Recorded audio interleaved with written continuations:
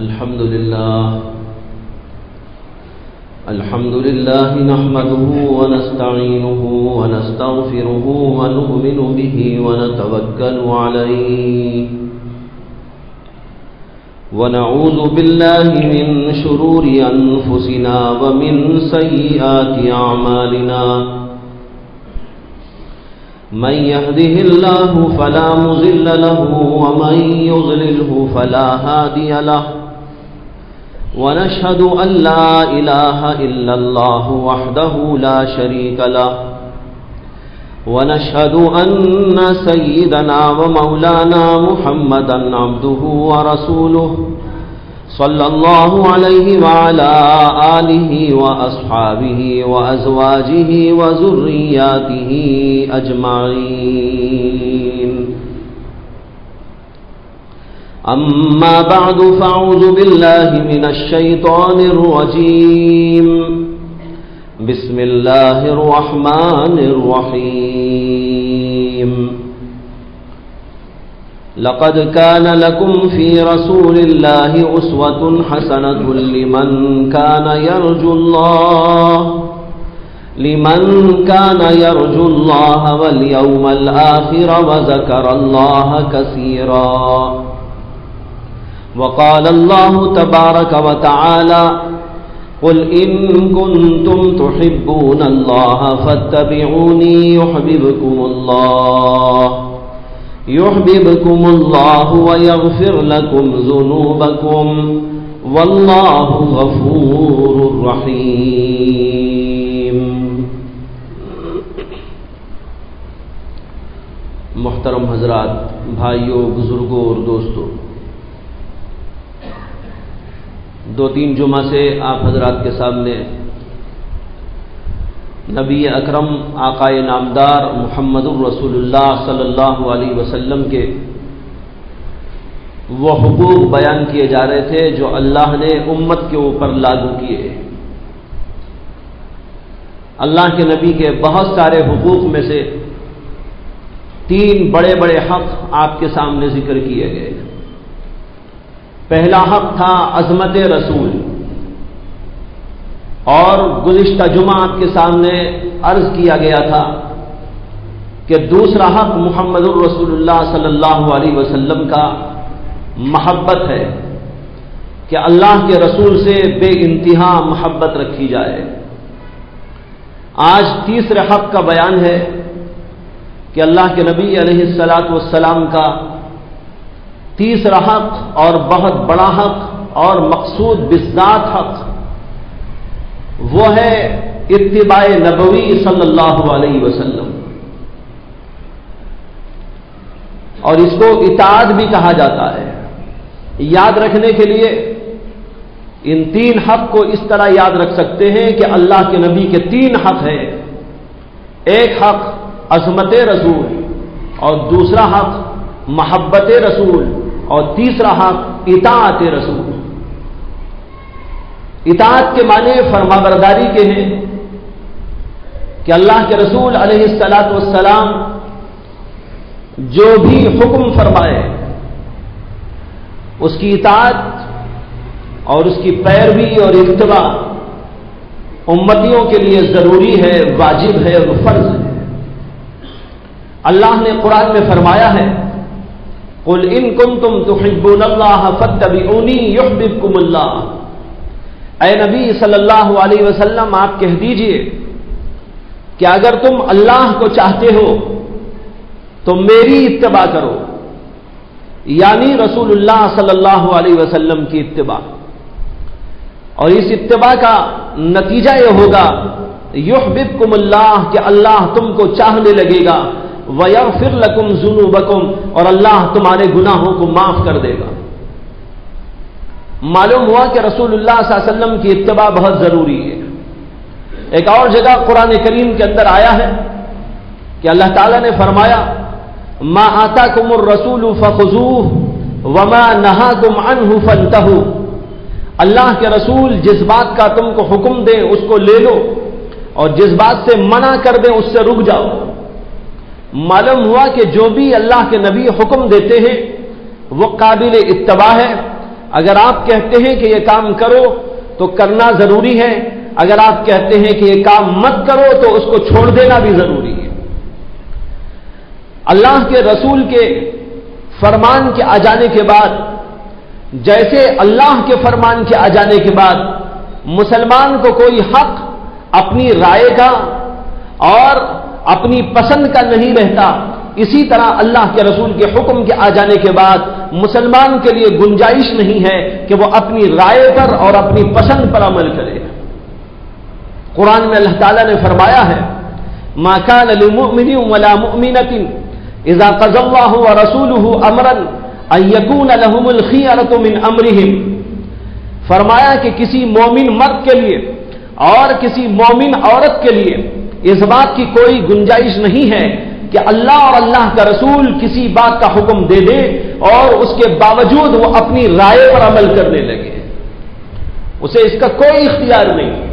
اللہ کے رسول کے حکم کے آ جانے کے بعد چاہے وہ دینی معاملات ہو، چاہے دنیاوی معاملات ہو، چاہے وہ تجارتی معاملات ہو، چاہے وہ معاشرتی معاملات ہو، چاہے وہ لین دین کے قصے ہوں، چاہے وہ اپنے گھریلو اور ذاتی معاملات سے متعلق کوئی بات ہو، اللہ کے رسول کا حکم آ جانے کے بعد کوئی گنجائش نہیں ہے کہ آدمی اپنی رائے پر عمل کرے۔ احادیث کے اندر بہت سے صحابہ کے واقعات آئے ہیں کہ صحابہ کرام نے کس کس طریقے پر اللہ کے رسول علیہ الصلاۃ والسلام کا اتباع کر کے دکھایا۔ ایک روایت میں آتا ہے کہ ایک صحابی کے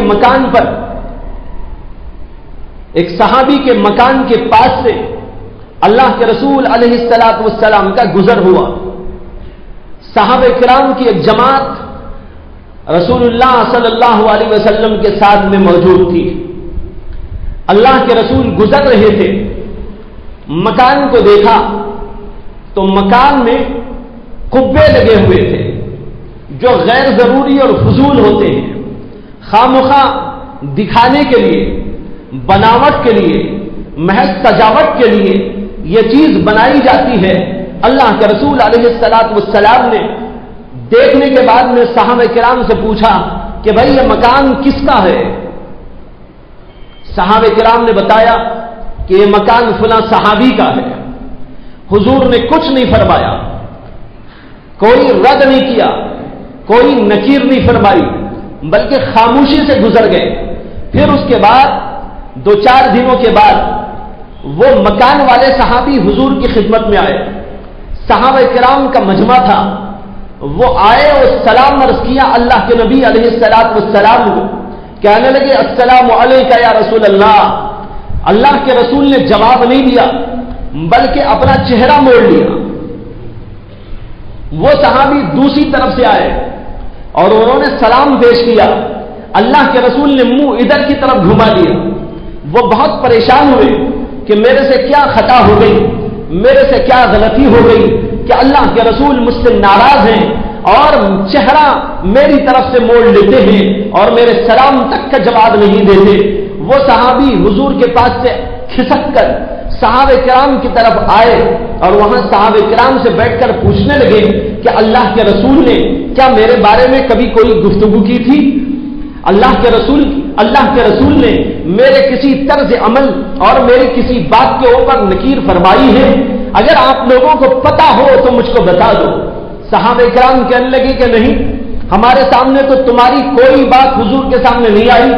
ان صحابی کو یہ گمان ہونے لگا کہ کہیں ایسا تو نہیں کہ اللہ نے قرآن میں میرے متعلق کوئی بات نازل کر دی ہو، اس کی وجہ سے اللہ کے رسول مجھ سے ناراض ہو گئے ہو، اللہ کے رسول مجھ سے گفتگو نہ کرنا چاہتے ہو۔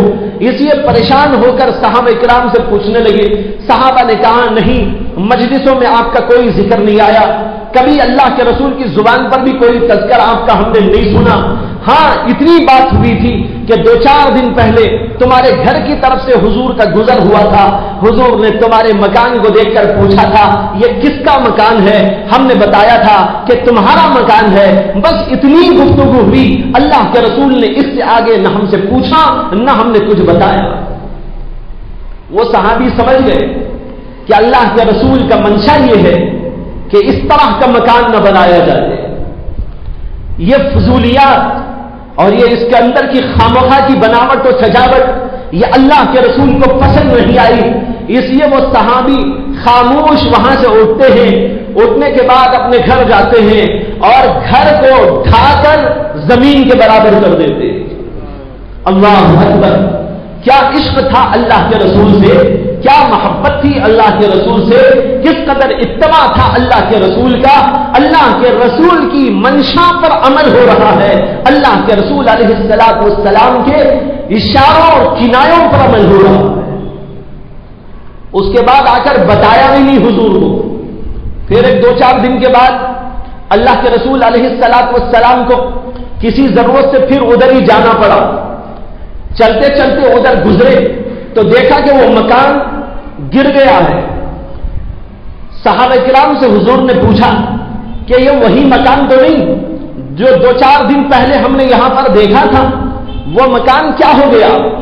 تب صحابہ کرام نے بتایا کہ یا رسول اللہ وہ صحابی آپ کی خدمت میں آئے تھے اور آپ نے ان کو سلام کا جواب نہیں دیا تھا، آپ نے اپنا چہرہ موڑ لیا تھا.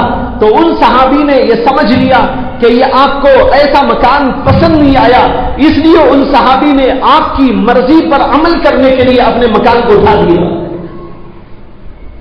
یہ تھے حضرات صحابہ اتباع نبوی کا کامل نمونہ پیش کرنے والے، اشاروں پر کنایوں پر مرنے والے. اللہ کے نبی علیہ السلام کا ایک اشارہ ان کے لیے کافی ہوا کرتا تھا، بتانے اور بولنے کی بھی ضرورت نہیں پڑتی تھی. تو بھائیوں، ایسا اتباع اللہ کے نبی علیہ السلام کا اللہ کو مطلوب ہے. اللہ نے قرآن میں اسی کا اعلان فرمایا کہ ما آتاکم الرسول فخذوہ، اللہ کے نبی جو حکم دے اس کو قبول کر لو، وما نہاکم عنہ فانتہوا، اور جس سے منع کرے اس سے رک جاؤ. آپ کو معلوم ہے کہ اللہ کے نبی علیہ السلام کی خاندان کی ایک لڑکی حضرت زینب بنت جحش انتہائی خوبصورت ترین عورتوں میں شمار ہوتی تھی. عرب میں ان کا جواب نہیں تھا. خاندان تو حضور کا خاندان اور اللہ کے نبی علیہ السلام کا جو خاندان تھا وہ عرب دنیا کے اندر مانا ہوا خاندان تھا، یعنی اعلیٰ درجے کا خاندان شمار ہوتا تھا، جس کو قریش قبیلہ کہتے ہیں. عرب کے بہت سارے قبیلے تھے، ان بہت سے قبیلوں کے اندر حضور اقدس صلی اللہ علیہ وسلم کا قبیلہ جس کو قبیلے قریش کہا جاتا ہے وہ سارے قبیلوں میں اونچا تسلیم کیا جاتا تھا. اللہ کے نبی کو اللہ نے دنیاوی اعتبار سے بھی معمولی انداز سے نہیں رکھا، بلکہ اعلیٰ ترین خاندان کے اندر حضور کو اللہ نے پیدا فرمایا. خاندان دیکھو تو ایسا، حسن دیکھو تو لاجواب کہ پورے عرب میں ان کی کوئی نظیر نہیں. جب ان کی شادی کا مسئلہ درپیش ہوا اور رشتے تلاش کیے جا رہے تھے، اللہ کے نبی علیہ السلام نے ایک رشتہ بھیجا ان کے گھر. وہ رشتہ کون سا تھا؟ حضور اقدس صلی اللہ علیہ وسلم کے ایک صحابی اور حضور کے منہ بولے بیٹے. حضور نے ان کو پال لیا تھا، اپنا بیٹا بنا لیا تھا. لوگ بھی ان کو حضور کا بیٹا کہتے تھے. ان کا نام تھا حضرت زید بن حارثہ، لیکن حارثہ کے بجائے ان کے باپ کا نام حارثہ تھا. لوگوں میں مشہور یہ ہو گیا یہ زید بن محمد ہے، محمد کے بیٹے زید. حضور نے ان کو اپنا جگر گوشہ بنا لیا تھا، حضور نے اپنا لخت جگر قرار دے لیا تھا. بڑا پیار کرتے تھے حضور ان سے، اور وہ صحابی حضرت زید بھی حضور کو بہت چاہتے تھے. یہ اصل میں تو تھے ایک غلام، لوگوں نے کہیں سے ان کو پکڑ لیا تھا بچپنے میں اور پھر لا کر بیچ دیا تھا، اور اس طرح وہ غلامی کی زندگی کر رہے تھے. یہاں تک کہ وہ زید بن حارثہ حضرت خدیجۃ الکبریٰ رضی اللہ تعالی عنہا کی ملکیت میں آ گئے. انہوں نے ان کو خرید لیا تھا. اللہ کے نبی علیہ السلام سے جب ان کا رشتہ ہوا تو حضرت خدیجۃ الکبریٰ نے کہا یا رسول اللہ یہ غلام میں آپ کو دیتی. حضور نے کہا مجھے غلام نہیں، مجھے تو بیٹا چاہیے، میں میں ان کو آزاد کر کے اپنا بیٹا بنا لیتا ہوں۔ حضور ان کے ساتھ بیٹوں جیسا معاملہ کرتے تھے۔ ان کے خاندان والوں کو پتا چل گیا کہ زید ہمارا بچہ یہاں محمد صلی اللہ علیہ وسلم کے پاس میں ہے، تو ایک دفعہ ان کے گھر کے لوگوں نے، ان کے باپ نے، چچاؤں نے، تایوں نے، سب نے مل کر آ کر حضور اقدس صلی اللہ علیہ وسلم سے ملاقات کی اور کہا کہ یہ بچہ ہمارے گھر کا بچہ ہے، کسی نے اس کو لے جا کے اس طرح بیچ کر غلام بنا لیا تھا، ہم آپ کی خدمت میں آئے ہیں، یہ غلام ہم کو واپس دے دیجئے۔ حضور اقدس صلی اللہ علیہ وسلم نے حضرت زید کو بلایا اور کہا کہ دیکھو تمہارے ابا آئے ہیں، یہ تمہارے تایا آئے ہیں، یہ تمہارے چچا آئے ہیں، یہ تمہارے ماما آئے ہیں، یہ تمہارے فلاں فلاں آئے ہیں، تم کو لے جانے کے لیے آئے ہیں، اگر تم جانا چاہتے ہو تو میری طرف سے اجازت ہے، تم چلے جاؤ۔ تو حضرت زید زور زور سے رونے لگے۔ حضور نے پوچھا کہ کیوں روتے ہو؟ انہوں نے کہا میں باپ کو چھوڑ سکتا ہوں لیکن تم کو نہیں چھوڑ سکتا۔ باپ چاہے مجھے نہ ملے لیکن جو محبت آپ کے ہاں مجھے ملی ہے، جو مقام مجھے آپ کے گھر میں ملا ہے، جو عزت مجھے آپ کے گھر میں ملی ہے، جو لطف اور مزہ آپ کے پاس رہنے میں مجھ کو ملا ہے، وہ میرے گھر میں بھی کبھی مجھے نہیں ملا۔ میرے باپ نے میرے سے ایسی محبت نہیں کی جیسے کہ آپ نے میرے ساتھ میں محبت کی ہے۔ اس لیے میں ان سب لوگوں سے گزارش کرتا ہوں کہ وہ مجھے یہی رہنے دیں۔ یہ تھے حضرت زید۔ جب وہ بڑے ہو گئے، اب ان کے بھی رشتے کا نمبر آیا تھا، حضور بھی چاہتے تھے کہ کہیں رشتہ ہو جائے، اور ادھر حضرت زینب بنت جہش کے لیے بھی رشتے تلاش کیے جا رہے تھے۔ ان کے بھائیوں کی طرف سے حضور نے ایک آدمی کو پیغام دے کر بھیجا کہ جاؤ زینب بنت جہش کے بھائیوں کے پاس اور ان سے کہہ دینا کہ میں نے بھیجا ہے اور زینب کے لیے ایک بہت اچھا رشتہ بھیج رہا ہوں، وہ رشتہ میرے بیٹے کا رشتہ ہے جس کو لوگ زید بن محمد کہتے ہیں، یہ اگر رشتہ تم کو پسند ہو تو اس رشتے پر تم اس کو شادی میں لے لو۔ اب وہاں پیغام پہنچ گیا۔ پیغام پہنچنے کے بعد گھر میں چیمیگیاں شروع ہو گئی۔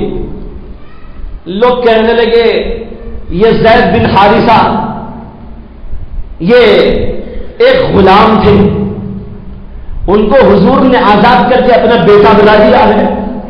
اول تو یہ خاندان کے اعتبار سے کوئی خاص وقت اور کوئی خاص جو ہے مقام نہیں رکھتے، اور ہم لوگ اور ہماری بہن زینب یہ تو بہت اونچے درجے کے خاندان کی ہے، خود محمد رسول اللہ کے خاندان کی ہے، اللہ کے نبی علیہ السلام کی جو ہے پھوپھی ذات بہن ہوتی ہے۔ اتنا بڑا رشتہ، اس قدر عظیم ان کا خاندان، ایسے خاندان کی ایک عورت کو ایک ایسے لڑکے سے ہم رشتہ کر دیں جس کا خاندان کیا ہم کو نہیں معلوم، یہ کیسے ہو سکتا ہے؟ اور دوسری بات یہ تھی کہ حضرت زینب انتہا درجے کی خوبصورت عورت تھی اور حضرت زید بن حارثہ معمولی کالے کلوٹے آدمی تھے۔ کہنے لگے ہماری بہن ایسی خوبصورت اور اس کے لیے ہم رشتہ دے دیں ایسے کو جس کے اندر کوئی خوبصورتی ہی نہیں ہے، یہ بھی ہم کو پسند نہیں آ رہا ہے۔ بہرحال یہ باتیں چل رہی تھی، جب ان کی طرف سے یہ بات ہوئی کہ رشتہ پسند نہیں ہے، دل قبول نہیں کر رہا ہے، اسی وقت قرآن کی آیت یہ نازل ہو گئی، ما كان لمؤمن ولا مؤمنة اذا قضى الله ورسوله امرا ان يكون لهم الخيرة من امرهم۔ کسی مومن مرد کے لیے، کسی مومن عورت کے لیے اس بات کی کوئی گنجائش نہیں کہ خدا اور خدا کا رسول کوئی فیصلہ کر دے تو وہ اپنا اختیار استعمال کرے، نہیں، ان کو کوئی اختیار نہیں۔ چنانچہ اس کے بعد یہ آیت جب نازل ہو گئی تو انہوں نے کہا یا رسول اللہ ہم اس کے لیے تیار ہیں، زید سے ہماری بہن کا رشتہ ہو جائے۔ چنانچہ رشتہ ہو گیا۔ یہ الگ بات کہ رشتہ ہونے کے بعد دونوں میں نباہ نہیں ہو سکا، روز روز کی لڑائی ہوتی تھی۔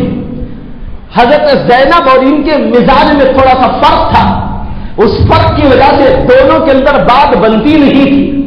روزانہ کوئی قصہ حضرت زید حضور کی خدمت میں آتے اور کہتے کہ یا رسول اللہ آج میری زوجہ نے ایسا کہہ دیا، آج میری زوجہ نے ایسا کر دیا، میں نے اس کو یوں کہہ دیا، میں نے اس کو 2 تھپڑ لگا دیے، میں نے اس کے ساتھ ایسا معاملہ کر دیا، انہوں نے میرے ساتھ ایسا معاملہ کر دیا، روز روز آ کے قصہ سناتے۔ اللہ کے رسول ان کو تسلی دیتے اور کہتے کہ نہیں نہیں، نباہ کرنا چاہیے، اخلاق برتنا چاہیے، ایسے انداز سے رہنا چاہیے، یوں تم کو نہیں کہنا چاہیے تھا، ان کو ایسا نہیں کہنا چاہیے تھا۔ اسلام کی جتنی مہم ہو سکتی تھی اللہ کے رسول علیہ السلام برابر ان کو بتاتے اور سمجھاتے رہے، لیکن کیا کریں کہ دونوں کا رشتہ نبھنے کو نہیں تھا، آخر نبھ ہی نہیں سکا۔ ایک دن آ کر کہنے لگے یا رسول اللہ میں نے تو طلاق ہی دے دی، طلاق واقع ہو۔ خیر یہ تو الگ قصہ ہے، اس کے بعد بھی بہت طویل قصہ ہے۔ یہی حضرت زینب بنت جحش ہے کہ جن سے بعد میں چل کر اللہ کے رسول علیہ السلام سے رشتہ ہوا، اور یہی وہ زینب خاتون ہے، مقدس ترین خاتون کہ حضرت عائشہ رضی اللہ تعالی عنہا کبھی جو ہے فخر میں اور کبھی ناز میں آ جاتی تھی تو یوں کہا کرتی تھی میں حضور کی ازواج میں سے وہ عورت ہوں، وہ بیوی ہوں حضور کی کہ کسی بیوی کے پاس رہتے ہوئے اللہ کے رسول پر وحی نہیں آتی، لیکن جب حضور میرے بازو سوئے ہوئے ہوتے ہیں اسی وقت اللہ کی وحی حضور پر آتی ہے۔ یہ میری فضیلت ہے۔ اور وہ کہا کرتی تھی میری ایک فضیلت یہ ہے کہ جب لوگوں نے منافقین نے میرے اوپر تہمت لگائی، میرے اوپر زنا کا نعوذ باللہ الزام لگایا، تو اللہ نے آسمانوں سے برات قرآن میں نازل کر دی۔ کتنا بڑا مقام ہے حضرت عائشہ کا کہ دنیا والوں نے برا کہا ان کو، آسمان سے اللہ نے جبریل کے ذریعے سے قرآن نازل کیا اور اس کے اندر مکمل ایک پیراگراف اور مکمل ایک جو ہے رکوع حضرت عائشہ صدیقہ کی برات میں اور ان کے تقدس اور ان کی بڑائی کے اندر اللہ نے نازل کر دیا۔ حضرت عائشہ فخر میں اور ناز میں آ کر کہا کرتی تھی کہ میرے سوا کوئی اور نہیں کہ جس کی برات آسمان سے نازل ہوئی ہے، اور اللہ نے میری برات آسمان سے نازل کی ہے۔ تو ایسے موقع پر حضرت زینب بنت جحش کہا کرتی تھی ہاں ہاں تمہاری تو یہ فضیلتیں ہیں، لیکن میری ایک فضیلت ایسی ہے کہ تمام ازواج مطہرات میں سے کسی کو حاصل نہیں۔ وہ فضیلت یہ ہے کہ عائشہ کا نکاح ہو، ام سلمہ کا نکاح ہو، خدیجۃ الکبریٰ کا نکاح ہو، کسی اور زوجہ کا نکاح ہو، دنیا میں انسانوں نے ان کا پڑھایا تھا، لیکن میرا نکاح آسمانوں پر رب نے پڑھایا۔ بھائیوں یہ ہے حضرت زینب بنت جحش جن کا پہلے نکاح حضرت زید سے ہوا تھا، لیکن اس کے بعد جب ان کی طلاق ہو گئی تو اللہ کے رسول علیہ السلام سے ان کا نکاح ہوا، اور یہ نکاح آسمانوں پر اللہ نے پڑھایا تھا۔ بہرحال بتانا یہ چاہتا تھا اللہ کے رسول کی اتباع انتہائی ضروری ہے۔ جب اللہ کا رسول کوئی حکم دے دے تو کوئی مجال نہیں، کوئی گنجائش نہیں کہ کوئی شخص اپنی رائے پر عمل کرنے لگے۔ اللہ کے رسول کا حکم، اللہ کے رسول اللہ کے حکم کی طرف ماننا ضروری ہے۔ اسی لیے جگہ جگہ قرآن نے اس طرح کی آیتیں اللہ نے نازل کی، اطیعوا اللہ و اطیعوا الرسول، اطاعت کرو اللہ کی، اطاعت کرو رسول اللہ کی۔ دونوں کو اللہ نے بازو بازو بیان کیا۔ پہلے بیان کیا اطیعوا اللہ، تو دوسرے نمبر پر بیان کیا اطیعوا الرسول، رسول کی اتباع ضروری۔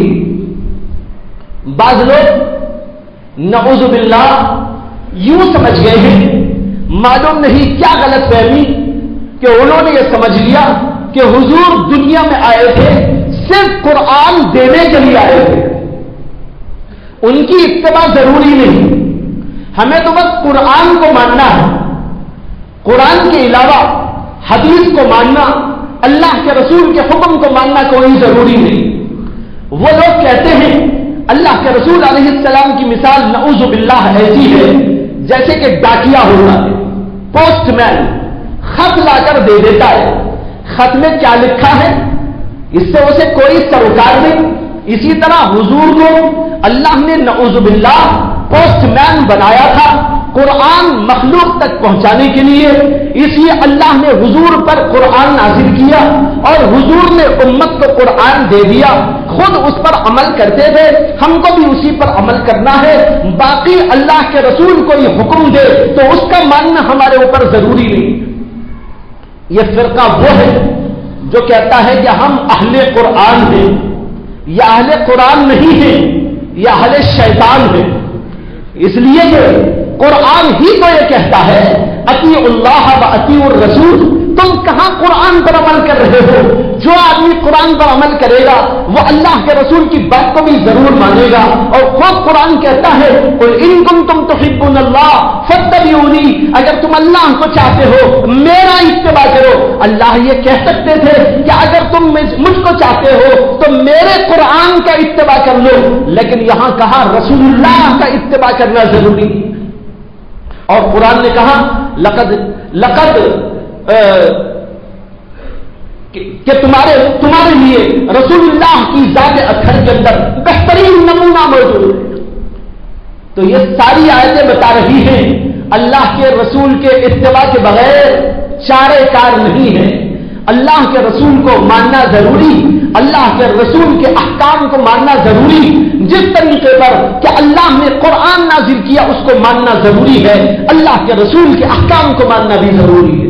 آپ نے فرمایا خود نبی اکرم صلی اللہ علیہ وسلم نے، ایک زمانہ ایسا آنے والا ہے کہ اس زمانے میں ایک پیٹ بھرا آدمی اپنی مسند پر بیٹھے گا اور کہے گا کہ یہ قرآن ہے، جو اس کے اندر ہے اس کو ہم حلال سمجھیں گے، جو اس میں حرام ہے اس کو ہم حرام سمجھیں گے، اس کے علاوہ کسی چیز کی ہم کو ضرورت نہیں۔ اللہ کے رسول نے فرمایا یاد رکھو یہ غلط کار لوگ ہیں جو قرآن کے بارے میں کہتے ہیں کہ ہم اس کو مانتے ہیں لیکن میری بات نہیں مانتے۔ یاد رکھنا چاہیے اللہ نے جس قدر قرآن مجھ پر نازل کیا، قرآن کے علاوہ بھی میرے اوپر وہی نازل فرمائی گئی۔ تو معلوم ہوا اللہ کے رسول کی اتباع ضروری، احادیث کا ماننا ضروری، سنت کا ماننا ضروری، اگرچہ وہ قرآن میں نہ ہو لیکن قرآن سے ہٹ کر جو اللہ کے رسول کی باتیں ہیں اس کو بھی ماننا ضروری قرار دیا گیا ہے۔ اس لیے کہ بغیر حضور کے مانے اور آپ کی تعلیمات کو لیے بغیر خود قرآن بھی نہیں سمجھ میں آ سکتا۔ مثلا نماز، قرآن آپ کھول کر دیکھ لیجئے، اس میں یہ تو ملے گا نماز پڑھو، نماز قائم کرو، بعض جگہ ملے گا سجدہ کرو، بعض جگہ ملے گا رکوع کرو، بعض جگہ ملے گا قرات کرو، لیکن جیسے نماز کی شکل ہے، پہلے کیا کرنا چاہیے، کس طرح کھڑے ہونا چاہیے، ہاتھ کہاں باندھنا چاہیے، پہلے کیا پڑھنا چاہیے، پھر اس کے بعد کیا کرنا چاہیے، رکوع کب ہونا چاہیے، سجدہ کب ہونا چاہیے، رکوع کی کیفیت کیا ہوتی ہے، سجدے کا انداز کیا ہوتا ہے، یہ باتیں قرآن میں موجود نہیں ہیں۔ اس کے لیے آپ کو حدیث کی طرف آنا پڑے گا، اللہ کے رسول کے پیغام کو دیکھنا پڑے گا۔ جب تک رسول اللہ کا پیغام، رسول اللہ کی سیرت، رسول اللہ کی سنت سامنے نہ ہو کوئی شخص نمازی قیامت تک نہیں بن سکتا۔ چنانچہ روایات میں آتا ہے کہ ایک شخص جو خارجی فرقے سے تعلق رکھتا تھا وہ حضرت عمران بن حسین رضی اللہ تعالیٰ عنہ کی خدمت میں آیا۔ عمران بن حسین ایک صحابی تھے اور بڑے بیمار چل رہے تھے، تقریباً 10 سال بیڈ پہ گزرے ہوئے تھے۔ اسی حالت میں ایک شخص ان کے پاس آیا، آ کر کہنے لگا کہ حضرت میرے کچھ سوالات ہیں، آپ اس کا جواب قرآن سے دیجئے، اور قرآن کے علاوہ مجھے کسی چیز سے جواب نہیں چاہیے۔ حضرت عمران بن حسین نے سنا، حالانکہ بیمار چل رہے تھے لیکن کرنٹ سا اندر دوڑ گیا اور عجیب سی قوت ان کے اندر آ گئی اور جوش کے مارے اٹھ کے بیٹھ گئے۔ جو آدمی کبھی اٹھ نہیں سکتا تھا آج اس قدر جوش آیا اس کے اندر، کرنٹ سا پیدا ہو گیا، قوت سی آ گئی۔ یہ جملہ سنتے ہی بیڈ سے اٹھ کے بیٹھ گئے اور بڑے جوش کے ساتھ میں کہنے لگے تو کہتا ہے کہ قرآن سے میں جواب دوں اور تجھے حدیث کی ضرورت نہیں ہے، محمد رسول اللہ کے پیغام کی ضرورت نہیں ہے، مجھے تو یہ بتا کیا قرآن میں اللہ نے یہ نہیں فرمایا ہے اقیم الصلاۃ، نماز کو قائم کرو؟ اس نے کہا ہاں یہ تو موجود ہے۔ کہنے لگے اچھا مجھے بتا کہ نماز میں قیام کیسے ہوتا ہے، رکوع کیسے ہوتا ہے، سجدہ کیسے ہوتا ہے، اس کا طریقہ کیا ہے، اس کی ترکیب کیا ہے، اس میں پہلے کیا ہوتا ہے، بعد میں کیا ہوتا ہے، کیسے کھڑے ہوتے ہیں، یہ تجھ کو کس نے بتایا؟ وہ خاموش۔ حضرت عمران بن حسین کہنے لگے کیا قرآن میں یہ نہیں آیا ہے زکات ادا کرو؟ اس نے کہا موجود ہے۔ کہا کہ زکات کے بارے میں قرآن یہ تو نہیں بتاتا کہ کون سے مال پر زکات آتی ہے، کتنے مال پر زکات آتی ہے، اور زکات میں سے کتنا حصہ نکالنا پڑتا ہے، اور یہ قرآن نہیں بتاتا کہ کیسے انداز سے اس کو دینا چاہیے۔ یہ ساری باتیں تو محمد رسول اللہ نے بیان کی۔ پھر اس کو ایک ایک مثال دیتے گئے، روزے کی مثال دی، حج کی مثال دی، اور چیزوں کی مثال دی، اور اخیر میں یہ فرمایا کہ دیکھو قرآن میں اللہ کہتا ہے السارق والسارقۃ فاقطعوا ایدیہما جزاء بما کسبا نکالا من اللہ۔ اگر کوئی شخص مرد ہو یا عورت چوری کر بیٹھے تو ان کے ہاتھ کاٹ دینا۔ قرآن یہ تو کہتا ہے ہاتھ کاٹ دو، فاقطعوا ایدیہما، لیکن ہاتھ کہاں سے کاٹے جائیں گے؟ کیا مونڈھے سے اڑا دیے جائیں گے، یا کوہنی سے ختم کیے جائیں گے، یا کسی اور جگہ سے اڑائے جائیں گے، یا انگلیاں کتر دی جائیں گی؟ یہ کیا ہے؟ قرآن کہتا ہے فاقطعوا ایدیہما، ہاتھ کاٹ دو، لیکن ہاتھ کو کہاں سے کاٹنا چاہیے یہ قرآن میں موجود نہیں ہے، یہ محمد رسول اللہ نے ہم کو بتایا ہے۔ جب مثالوں پر مثالیں نماز کی، روزے کی، حج کی، زکات کی اور چیزوں کی کئی مثالیں قرآن سے اور حدیث سے دیتے چلے گئے، وہ شخص کہنے لگا میں بڑی گمراہی میں تھا، میں توبہ کرتا ہوں اور آج سے آپ کے ہاتھ پر میں اس بات کا عہد کر کے جاتا ہوں کہ میں قرآن کے ساتھ حدیث کو بھی ضرور مانتا ہوں۔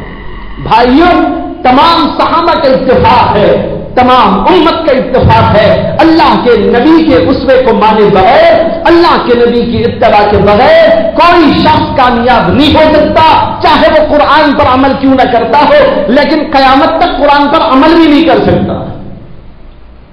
تو یہ حاصل ہے اطاعت محمدی صلی اللہ علیہ وسلم کا۔ یہیں سے ایک اور بات عرض کرتا ہوں، اور یہ بہت ضروری بات ہے، اور وہ بات یہ ہے کہ ان سارے دلائل سے ہمارے سامنے ایک بات واضح طور پر آ گئی کہ اللہ کے رسول علیہ السلام کو مانے بغیر اور اللہ کے رسول کی ہر بات میں اتباع کیے بغیر کوئی شخص نجات نہیں پا سکتا۔ قرآن کافی نہیں، قرآن کے ساتھ حدیث کا ماننا ضروری، قرآن کے ساتھ رسول اللہ کو ماننا ضروری، رسول اللہ کے پیغامات کو، رسول اللہ کی سنتوں کو، رسول اللہ کے طور و طریقے کو، رسول اللہ کے بتائے ہوئے احکامات کو ماننا ضروری۔ تمام دنیا کے مسلمانوں کا شروع سے لے کر آج تک الحمدللہ اس پر اتفاق چلا رہا ہے کہ اللہ کے نبی علیہ السلام سے پہلے جو بڑے بڑے پیغمبر آئے تھے، حضرت موسیٰ آئے تھے، حضرت عیسیٰ آئے تھے، حضرت ابراہیم آئے تھے، حضرت داؤد آئے تھے، حضرت سلیمان آئے تھے، حضرت یوسف آئے تھے، حضرت یعقوب آئے تھے، حضرت آدم آئے تھے، حضرت شیس آئے تھے، حضرت نوح آئے تھے، 1,24,000 انبیاء دنیا میں تشریف لائے تھے۔ وہ آتے رہے، پیغام پہنچاتے رہے، اور ان کا زمانہ گزرا، دوسرے نبی آتے رہے، ان کا زمانہ گزرا، تیسرے انبیاء آتے رہے، یہاں تک کہ اخیر میں اللہ نے محمد الرسول اللہ صلی اللہ علیہ وسلم کو بھیجا۔ آپ آخری نبی ہیں اور قیامت تک آنے والے تمام انسانوں کے لیے آپ کے پیغام کو مان کر چلنا ضروری۔ اسی لیے حضور نے ایک حدیث میں فرمایا کہ اگر آج کے زمانے میں موسیٰ بھی زندہ ہوتے تو میری اتباع کے بغیر چارہ نہیں تھا۔ ایک دفعہ حضرت سیدنا عمر بن خطاب رضی اللہ عنہ توریت کا ایک نسخہ لے آئے، ان کو کسی عیسائی یہودی نے کہیں پر دے دیا تھا، اس کو پکڑ کے لے آئے. حضور اقدس صلی اللہ علیہ وسلم بیٹھے ہوئے تھے, صحابہ کرام کا بھی مجمع تھا. اس مجمع میں حضور کے سامنے انہوں نے اس کو پیش کیا اور کہا یا رسول اللہ, اس کے اندر کچھ اچھی اچھی باتیں بھی معلوم ہوگی, اور ورق گردانی کرنے لگے, الٹ پلٹ کر کے پڑھنے لگے. اللہ کے نبی علیہ الصلوۃ والسلام کا چہرہ بالکل سرخ ہو گیا, آپ غصے میں بھر گئے. یہاں تک کہ صدیق اکبر جو بازو بیٹھے ہوئے تھے, انہوں نے حضور کے چہرے کو دیکھ کر کانپنا شروع کر دیا کہ حضور پر اس وقت میں انتہائی غصہ ہے. اور حضرت عمر کو اشارہ دیا, کہنے لگے دیکھتے نہیں اللہ کے نبی کے چہرے کو کہ کیا حال ہو گیا ہے. حضرت عمر نے اس کو دیکھا تو اس کے بعد وہ بھی کانپنے لگے اور اللہ سے دعا کرنے لگے, اے اللہ میں تیرے غضب سے بھی پناہ چاہتا ہوں, تیرے رسول کے غضب سے بھی پناہ چاہتا ہوں. اللہم انی اعوذ بک من غضبک وغضب رسولک. اے اللہ میں تیرے غضب سے بھی پناہ چاہتا ہوں, تیرے رسول کے غضب سے بھی پناہ چاہتا ہوں. بار بار اس جملے کو دہرایا. تب حضور کا غصہ ذرا ٹھنڈا ہوا. حضور نے حضرت عمر کو اور صحابہ کرام کو دیکھا اور فرمایا, یاد رکھو کہ اگر موسیٰ بھی اس وقت زندہ ہو, موسیٰ بھی دنیا میں تشریف لے آئے اور تم مجھ کو چھوڑ کر حضرت موسیٰ کی اتباع کرنے لگو, لَظَلَلْتُمْ ضَلَالًا بَعِیدًا, تو بہت دور تک کی گمراہی میں چلے جاؤ. اور کہنے لگے موسیٰ بھی ہو تو میرے اتباع کے بغیر چارہ نہیں, ان کو بھی میرے ہی پیچھے چلنا پڑے گا, اس لیے کہ ان کا دور ختم ہو گیا, ان کی شریعت کا دور ختم ہو گیا, اب میری شریعت کا دور ہے. اللہ نے مجھے آخری پیغمبر قیامت تک کے لیے بھیج دیا ہے, اب کوئی پیغمبر دنیا سے آئے گا بھی تو وہ میری اتباع کر کے نجات پائے گا.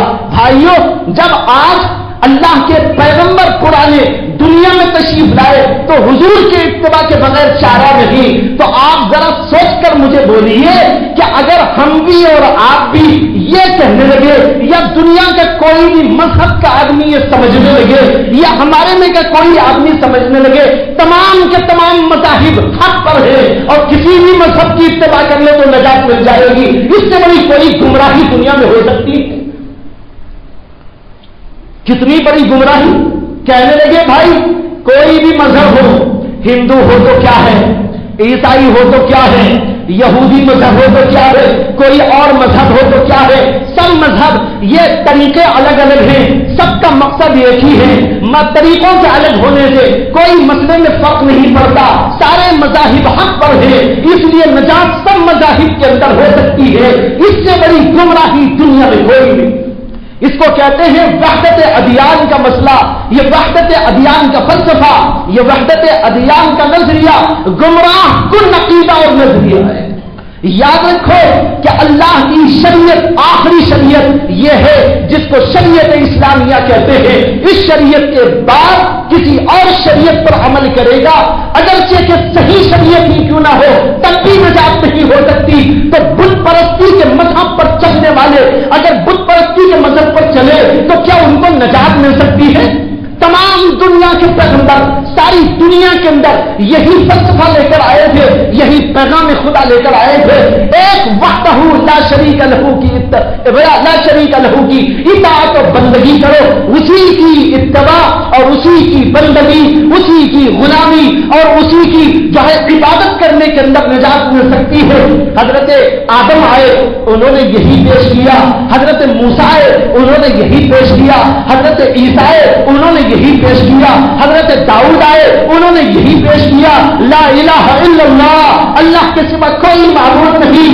یہ بتوں کی پوجا یہ غلط عقیدہ ہے, غلط نظریہ ہے, بےہودہ عقیدہ ہے, بےہودہ طریقہ ہے.